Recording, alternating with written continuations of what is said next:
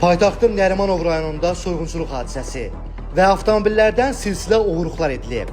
2 nəfər rayon ərazisində yerləşən marketlərin birində kassada olan pul vəsaitini açıq talama yolu ilə ələ keçirib.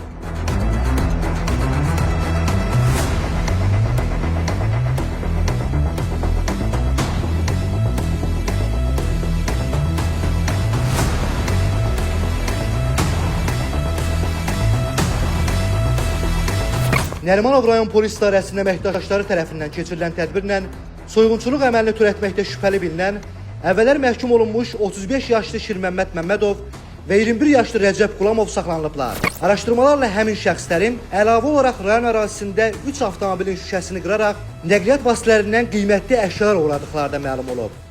Şirməmməd ilə birlikdə oğurluğa getmişik. 3 dənə maşını şüşəsini Afrikaya sındırıb, sinə oğurluğa girmişəm.